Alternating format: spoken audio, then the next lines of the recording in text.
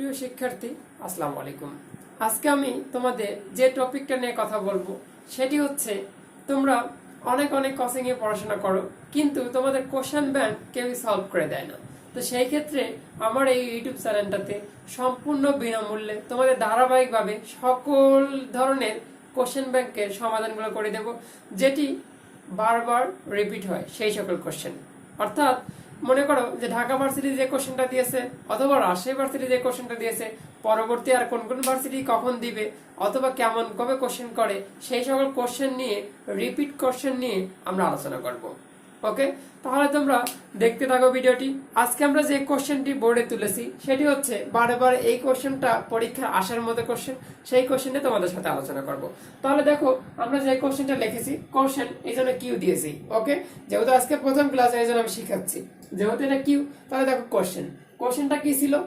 কোশ্চেনটা ছিল, যদি এ ভেক্টর সমান মাইনাস বি ভেক্টর হয়, তাহলে এই কথার অর্থ কি বুঝলাম? যে একটা ভেক্টর আর একটা ভেক্টর সমান, কিন্তু সামনে একটা মাইনাস চিহ্ন আছে। মাইনাস চিহ্ন আছে, এই কথার অর্থ হচ্ছে যে এই আলফা মানে মধ্যবর্তী কোণ, এই মধ্যবর্তী কোণ হচ্ছে 180 ডিগ্রি। এইটা ভালো করে মাথায় রাখতে হবে যে যেহেতু বিপরীত সমান কিন্তু বিপরীত, তাহলে কি হবে বলতো? 180 ডিগ্রি।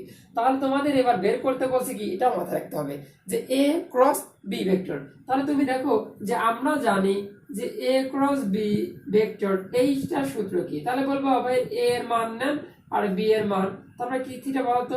সাইন থিটা হয়। কিন্তু যদি মধ্যবর্তী কোণ আলফা বলি, তাহলে এখানে কি লেখা যাবে?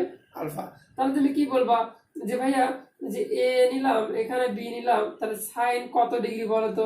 180 ডিগ্রি। তাহলে সাইন 180 ডিগ্রি মান কত সবাই জানো, তাহলে আনসার কত হবে বলতো? 0। তাহলে তোমাদের ইজি মনে হচ্ছে না অঙ্কটা?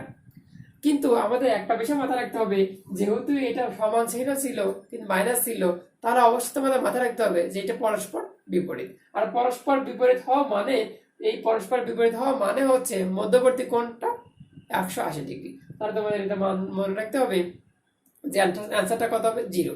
তাহলে তোমার কাছে ইজি মনে হলো এই কোশ্চেনটা বারেবার তোমাদের ভার্সিটি পরীক্ষাতে দিবে। খুবই ভালো করে যত্ন সহকারে এই কোশ্চেনটি তুলে নাও এবং পরবর্তী কোশ্চেনের জন্য অপেক্ষা করো।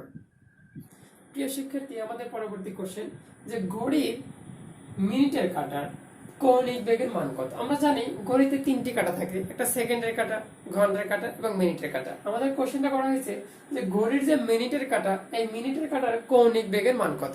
আমরা দেখো তো, যদি সলিউশনে আসি, যে কৌণিক বেগ মানে কি? ওমেগা না?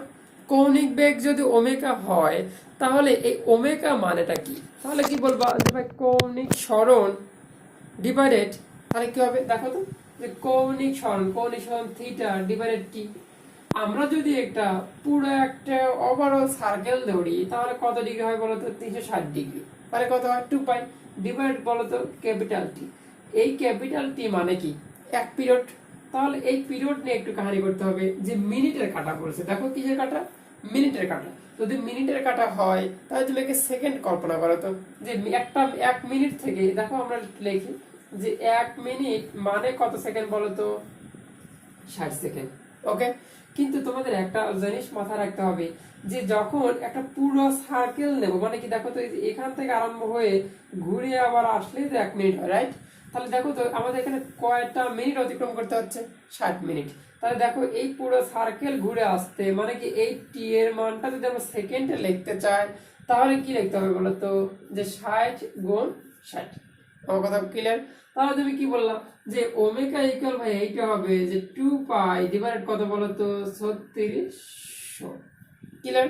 তাহলে তোমাদের অপশনে এরকম থাকবে, যেহেতু তোমাদের ক্যালকুলেটর থাকে না, সেক্ষেত্রে 2 এখানে কাটা দিলা, কি হবে বলতো? পাই ডিভাইডেড 1800। ক্লিয়ার? ওকে, আর এককটা তো তোমরা জানো যে উপরেরটা একক কি হবে বলতো? রেডিয়ান, আর নিচেটা কি ছিল? সেকেন্ডে করেছি। এটা হচ্ছে রেডিয়ান পার সেকেন্ড আমাদের অ্যানসার। এখন কথা হচ্ছে ভাইয়া, যদি এখানে ঘড়ির কাঁটার মিনিট লেখা না থাকে, এটা তো এই ভার্সিটিতে কোশ্চেন করেছে, পরবর্তীতে তোমাকে অন্যান্য ভার্সিটিতে এই কোশ্চেন নাও করতে পারে, তোমাকে এখানে লেখা থাকতে পারে না যে এটা হচ্ছে সেকেন্ডের কাঁটা। কিসের কাঁটা বলতো? সেকেন্ড। তাহলে তখন কি বলতাম?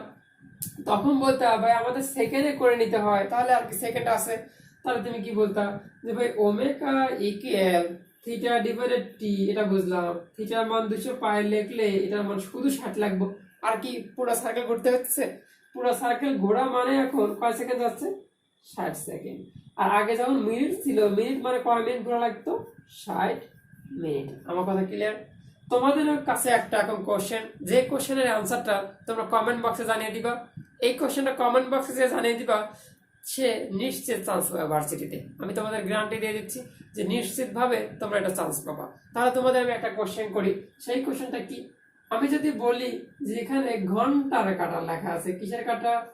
ঘন্টার কাঁটা, তাহলে তোমাদের এই অ্যান্সারটা কত হবে এইটা আমি তোমাদের বের করে দিয়েছি। অর্থাৎ ওমেগার মানটা কত হবে এইটা তোমাদের বের করতে হবে।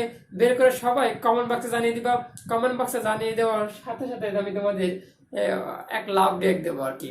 ওকে, যেহেতু তোমাদের অনলাইনে ক্লাস, পুরস্কারের কোনো ব্যবস্থা নাই, সেই ক্ষেত্রে তোমাদের আমি বলছি যদি এটা ঘড়ির ঘন্টার কাঁটার কোন বেগের মান তোমরা বের করতে পারো, তাহলে আশা করা যায় নিশ্চিত তোমাকে এক ভার্সিটিতে নিয়ে নেবে। ধন্যবাদ সবাইকে।